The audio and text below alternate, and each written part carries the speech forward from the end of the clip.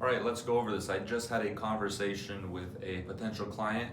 It was about a 20-minute conversation, and this is everything that we ran through right here to develop his content strategy and get an overall rough draft.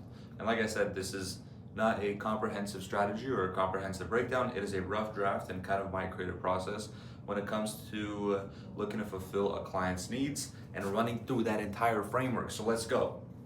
When we had the conversation, he said that he wanted organic presence.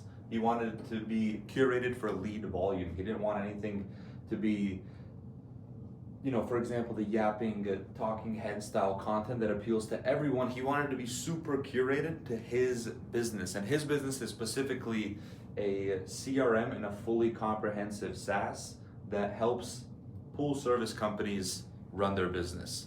So his ideal avatar, he said it's about 1 to 4 employees, someone running it out of a truck, and he helps them refine it with like invoicing, the route, client management, follow-up, email, everything, kind of like a HubSpot, but for his specific industry as a whole. Now, he said that his specific pain point was over-analysis. He goes super in the weeds for this style of content and thinking. So that's why he wants to outsource it to us.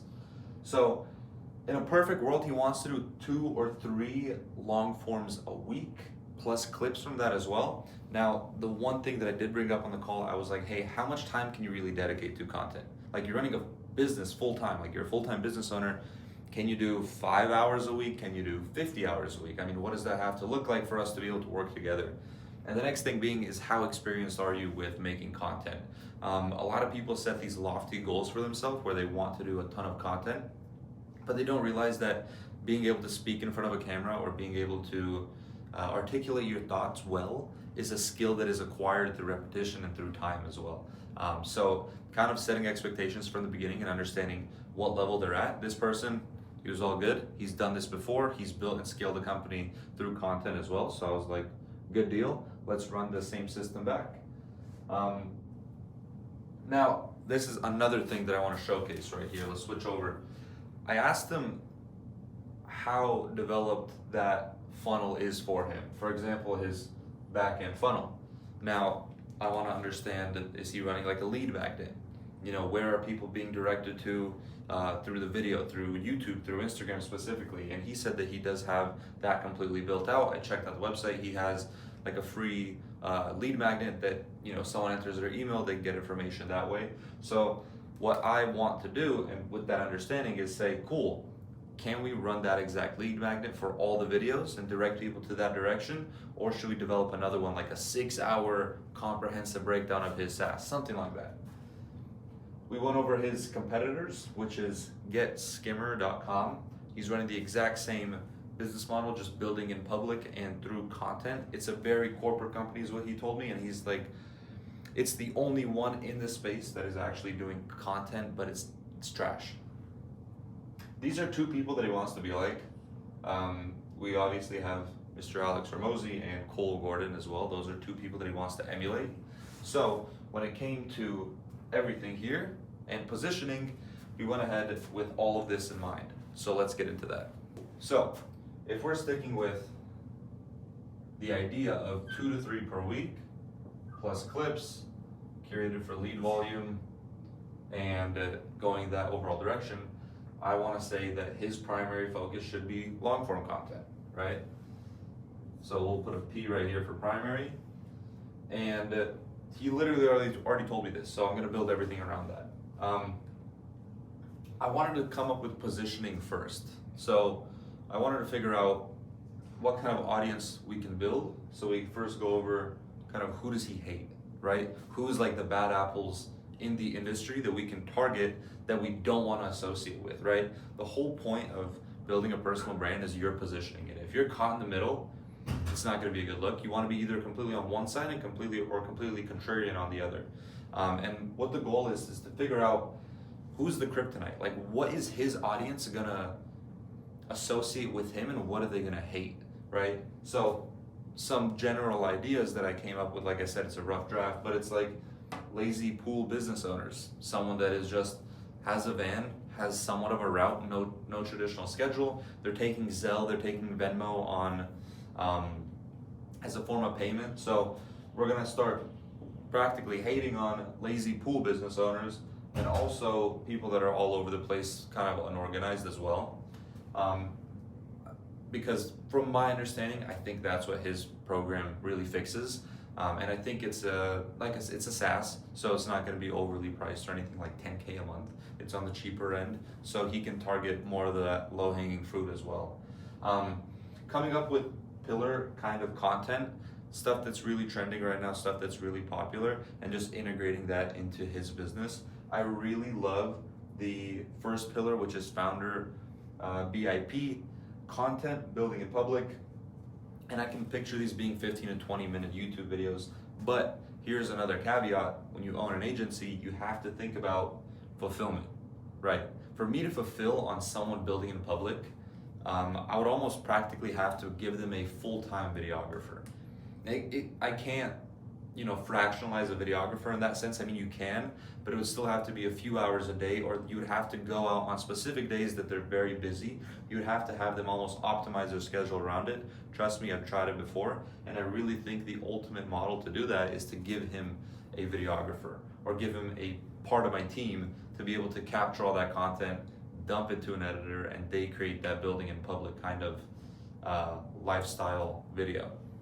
So we'll get back to that a little bit later, but pillar 2, we want Hormozi style direct to camera content.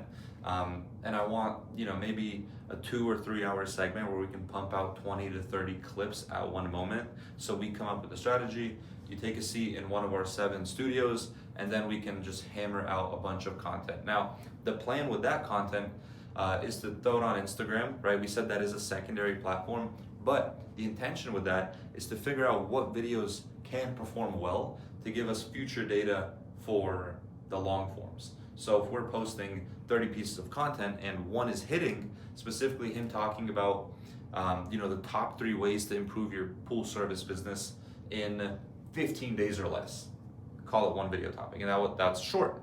And we then turn that short, because it's such a high performer, into a long form YouTube video. We're able to do things like that by dedicating time to actually filming this. So this is kind of like our research and data pool, I would say. Founder building in public, that's such an easy topic, going back to it, to just kind of dedicate time to and film, as long as the price is right. Third pillar, I want, like I said, to expand the short form clips into long form content. And some other information that I have written down is use of platform, how-to videos, client testimonials, how about in action, how about using someone that is actually using your software and following them around for a whole day. I'm recording a YouTube video, bro. All right, where was I? So the short form clips will be turning into long form content. And like I said, it's gonna be how-to videos, maybe client testimonials, but my own spin on it. So this is kind of how my creative juices get flowing, where it's like, cool, can we get one case study that is someone that we can follow around? I mean, I think that would be really cool, and seeing how it integrates into their business. That could then become a series, not only on Instagram, but on YouTube as well. So the last thing that I want to talk about, without getting too drawn on, is it's going to be this right here. Package pricing. So if you do own a content agency, you understand that pricing is almost difficult in the sense when it's so curated and so custom to a certain client or avatar looking to do something and achieve a certain result. In a perfect world, yes, everything is cookie cutter. Like, you sign up, you get 12 videos a month for $2,500. Boom, done. And maybe that's what I struggle with as a business owner, is like differentiating the two, and that's just me being open about it. But I do want this client. I do think it would be a cool learning experience for me and my team to be able to see kind of what goes into it and the amount of strategy that goes into something this comprehensive. So I want to put a pause once again on pillar 1, only because it's associated with a certain price. Like, I have to give him a full-time videographer practically for something like that. So these are 2 prices that I came up with for this specifically.